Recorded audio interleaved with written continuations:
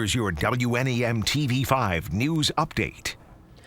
Good evening, everyone. I'm Meg McLeod. Here's a look at the stories we're following tonight.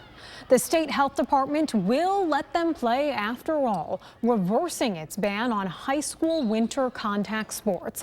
As long as certain precautions are taken, they're allowed to begin on Monday. The state says masks must be worn during all practice and competition. Wrestling will have participants take rapid COVID tests on the day of meets, paid for by the health department, with no charge to schools. Sports organizers are also encouraged to administer a testing program, even if it is not required.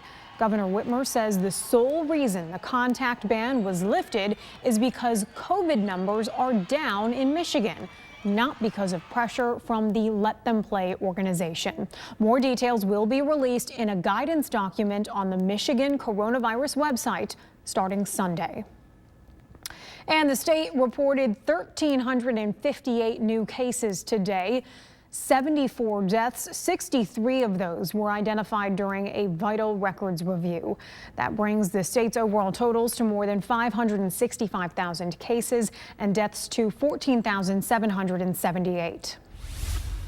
I think it's been over 3 weeks now and registered, but we never got any answers. An Alger couple asking a common question: when will they be vaccinated for COVID? Supply and distribution problems are leading to a backlog of people waiting in line.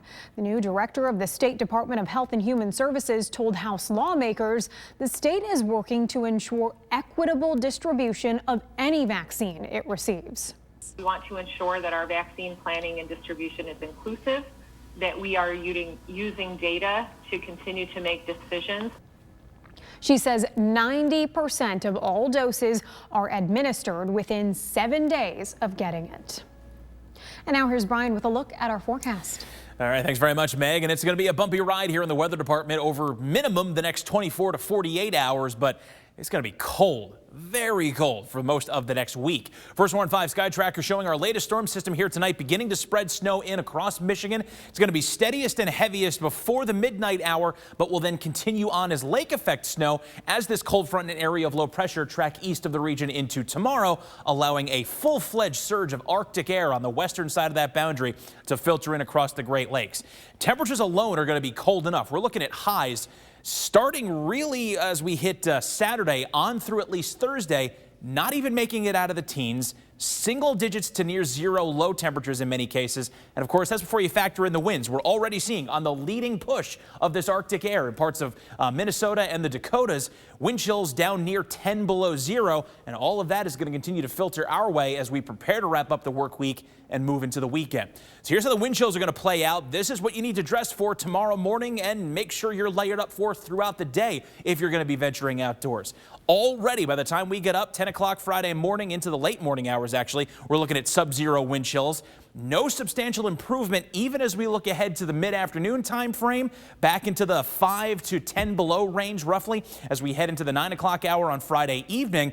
Stays that way into at least midday Saturday, and with no major change expected realistically in the winds even on into Sunday, I expect we're going to see pretty similar wind chills all the way through the upcoming weekend. As far as the snow is concerned, hour-by-hour forecast heading toward the midnight hour, that's when we'll start to get past the initial heavy push of snow. Still likely some moderate to at times heavy snow in a steady fashion lingering through the midnight hour. Then as the low begins to depart east of us overnight, we'll see the snow trend a bit more intermittent. But the catch is, with the winds pivoting direction off of Lake Michigan, which, by the way, really doesn't have any leftover ice on it at this point, we're going to see a wide swath of lake effect activity, persistent lake effect activity. Greet us into the morning commute tomorrow, persisting through midday, 4 p.m., 8 p.m., even on into tomorrow night and at times into Saturday. So for as good of a job as the road crews do getting out and plowing the roads tomorrow, we're going to have a combination of recurrent lake effect snow bands as well as blowing and drifting snow, which could easily recover a lot of the roads out there. And even into Saturday morning, we see quite a bit of lake effect snow activity.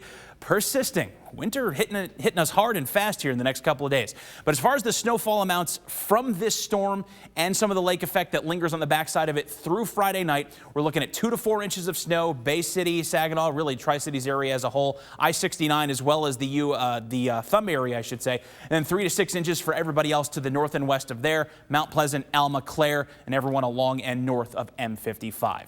21's the overnight low for tonight. Snow heaviest before midnight, but lingering on is occasional lake effect activity into tomorrow. Then in your First Warn 5 7-day forecast, tonight's low of 21. Also our high temp for tomorrow as temperatures fall into the teens during the day. Occasional lake effect snow, windy conditions, and as we talk about sub-zero wind chills and day-to-day chances for snow showers Saturday through Thursday, highs through that stretch in the teens and lows in the single digits. Remember to tune into WNEM TV5 on air and online 24/7 for the latest news, weather, and information.